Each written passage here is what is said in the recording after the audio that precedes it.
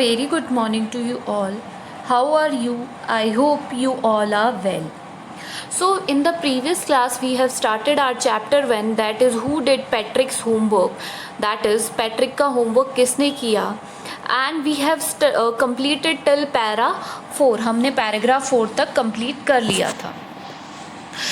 First I tell you the brief of the story. जो हमने शुरू में जहाँ तक पढ़ लिया उसका एक बार आपको रिवाइज करा देती हूँ मैं.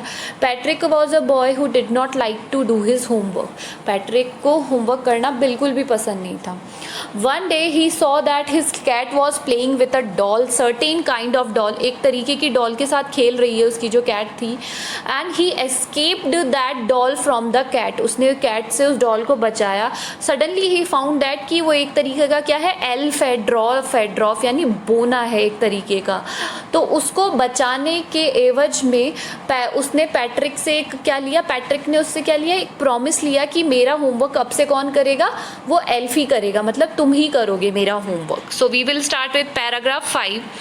And true to his word the little elf began to do Patrick's homework. जैसे ही उसने अपना प्रॉमिस रखा उसने अपना प्रॉमिस, और उसने क्या करा, पैट्रिक का होमवर्क करना शुरू कर दिया.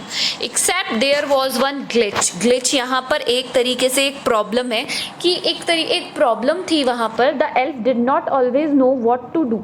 अब एल्फ को हमेशा ये पता नहीं था कि क्या करना है, because he was not that much educated, और वो उसको इतना नॉलेज नहीं था एल्फ को. And he needed help me he had से. और जब भी उसे कोई प्रॉब्लम आती वो पैट्रिक को बोलता, हेल्प मी, मुझे हेल्प करो, मेरी मदद करो.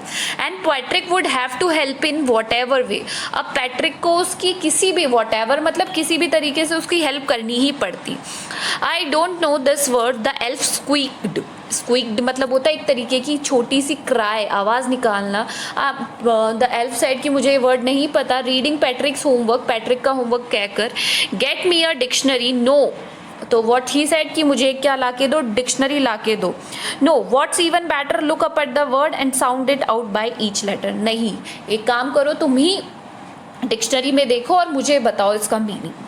Now the 6th paragraph. When it came to maths, Patrick was out of luck. जब मैथ्स की बात आती तो पैट्रिक का दिमाग बिल्कुल काम नहीं करता, क्योंकि he was very weak at maths.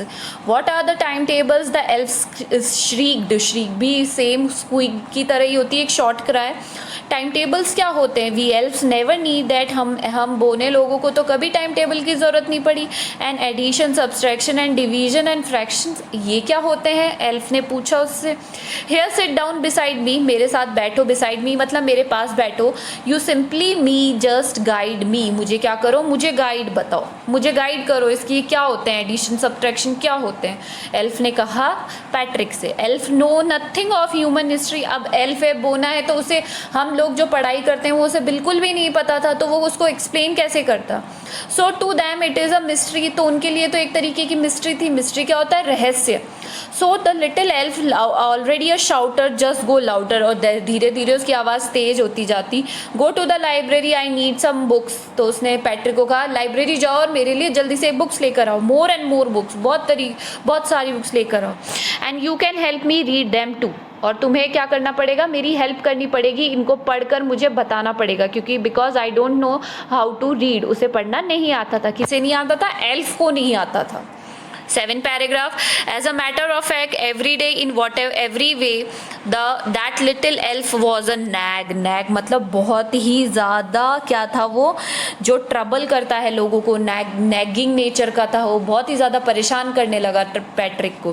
Patrick was working harder than ever. Patrick ने इतनी मेहनत तो आज तक नहीं की थी जितनी अब करने लगा था. And it was a drag. वैसे तो ड्रैग का मतलब होता है खींचना, बट यहाँ पर हम उसको use. And naval felt so weary. और उसको ऐसा कभी नहीं लगा कि उसे ऐसा भी करना चाहिए. So was going to school with puffed eyes and bleary. और उसकी आंखें ऐसी पफ हो गई थी क्योंकि वो रात भर जाग कर क्या करता था, उसकी हेल्प करता था. Finally the last day of the school arrive. Finally कौन सा दिन आया, लास्ट डे आया. And the elf was fire to go. Now elf कहाँ जा रहा था, he was free to go. अब वो अपने घर जा सकता था. As for homework there was no more. अब उसके पास करने के लिए कोई होमवर्क नहीं था. So he quietly and slyly shift out of the back door. Slyly मतलब धीरे से क्या करने लगा, सीक्रेटिवली, बहुत ही चुपचाप तरीके से जाने लगा वो पीछे के डोर से, गेट से। Patrick got his A+। Patrick को क्या मिला, अपना A मिला सारे सब्जेक्ट में। His classmates was amazed, amaze मतलब shocked. His teacher smiled and were full of praise, they were praising, उसको अप्रिशिएट कर रहे थे। And his parents they wonder what had happened to Patrick, और उसके पेरेंट्स तो आश्चर्यचकित ही रह गए कि पैट्रिक को हो क्या गया है। He was now the model kid, now अब वो क्या बन गया था, एक मॉडल बच्चा बन गया था जो कि हर एक काम करने में रेडी था। He cleaned his room, did his chores, was cheerful, वो क्या करता था, अपना रूम को क्लीन करता था। कोरस मतलब होता है सारे काम करता था अपने डेली के। वॉज चीयरफुल, बहुत ही हैप्पी था। नेवर रूड, किसी से भी रूडली बात नहीं करता था। Like he had developed a whole new attitude, ऐसा लग रहा था कि एक उसका नया जन्म हुआ है। You see in the end Patrick still thought he had made the tiny man to do all his homework. उसे लास्ट तक भी ये लग रहा था कि उसने एल्फ की हेल्प करी है होमवर्क करने में। But I will share a secret, but the writer said कि मैं आपके साथ एक सीक्रेट शेयर करूँगा, just between you and me, हम दोनों के बीच रहनी चाहिए। It wasn't the elf, Patrick had done it himself, वो एल्फ ने काम उसका नहीं किया था। किसने किया था उसका काम? Patrick himself did his work, क्योंकि उसने उसको करवाया, ना कि पैट्रिक ने उसको काम करवाया। So this is all for today. We have completed our chapter 1. Now what you have to do, there are words meaning given in this box. You have to do it in your copy. Thank you.